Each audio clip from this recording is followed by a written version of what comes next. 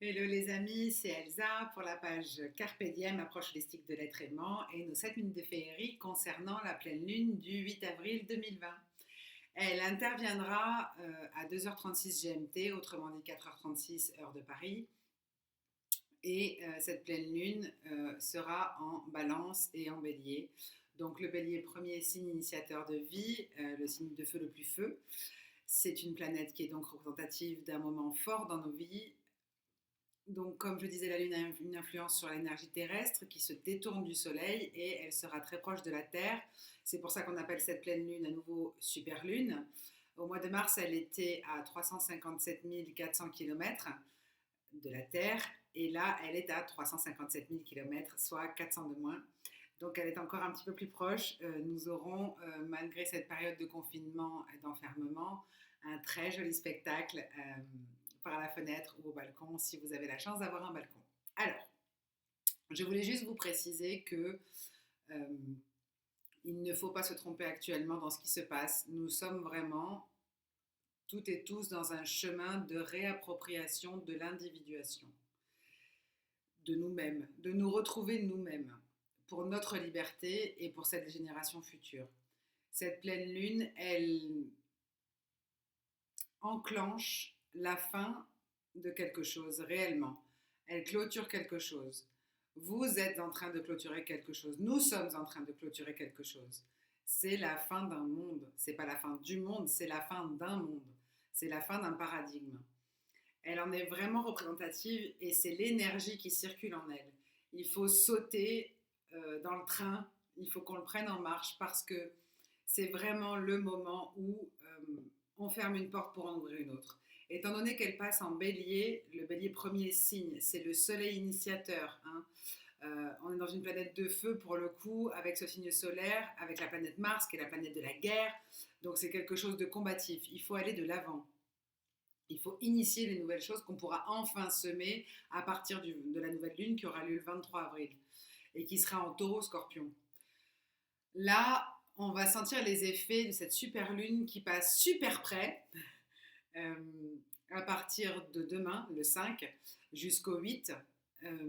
On va le sentir très fort et ensuite, 3 jours après, pour que ça décroisse. Donc, il va y avoir beaucoup de remue-ménage. Vous me direz, bah oui, c'est facile, comme à toutes les pleines lunes, évidemment, mais c'est vraiment le moment où on peut déterminer ce que l'on veut mettre en place à partir du 23. C'est vraiment le moment où il faut réfléchir à comment on va vivre après la pandémie, comment on va vivre après le confinement, quelles sont les attitudes que nous aurons les uns envers les autres. C'est vraiment maintenant. Il y a eu au cours des siècles passés des épidémies, des pandémies, des hécatombes, avec des pestes, des choléras, le typhus, enfin je veux dire, il y a eu des drames avant, c'est évident.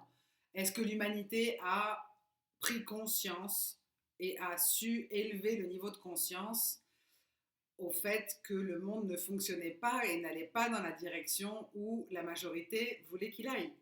Parce que c'est bien de manger tous ensemble quand on pourra le faire à nouveau et refaire le monde oralement.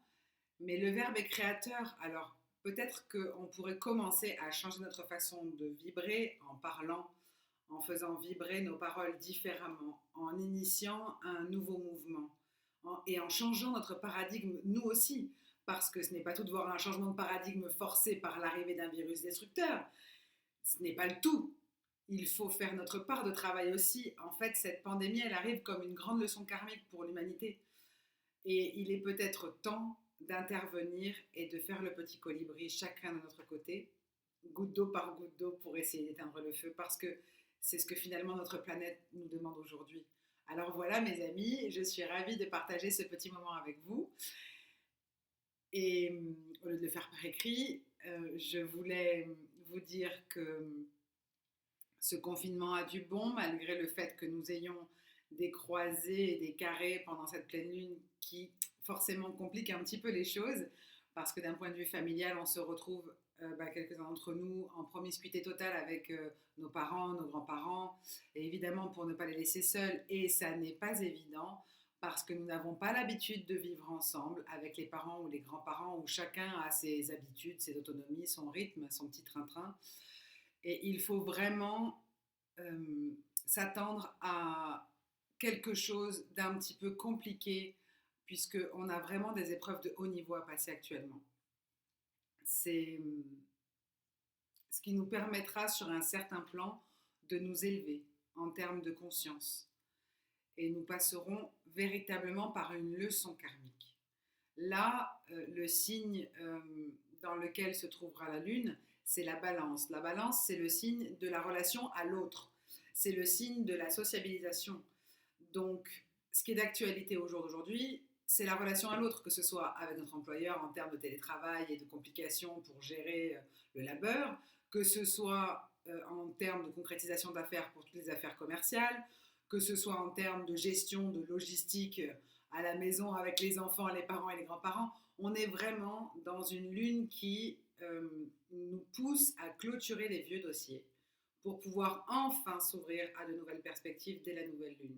Donc évidemment, on a quand même une opposition des signes respectifs Soleil avec le Bélier et Lune avec la Balance, avec un carré en Capricorne et deux planètes lentes, Saturne et Pluton, et ça promet vraiment des vagues un petit peu lourdes.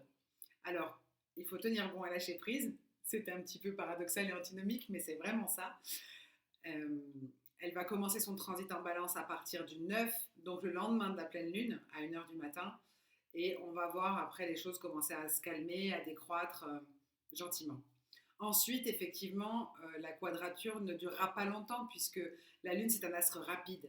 Le Soleil, lui, passe 1 mois dans chaque signe. La Lune, elle, ne passe que 2 jours. D'où son cycle de 28 jours contre 12 mois pour le Soleil. Mais donc, tout ça pour vous dire, bonne pleine Lune, détendez-vous, soufflez, donnez-vous de l'amour et bon confinement. Et adorez cette vidéo, partagez-la et je reste disponible en MP pour tous vos messages. À bientôt, bisous bisous, bye bye.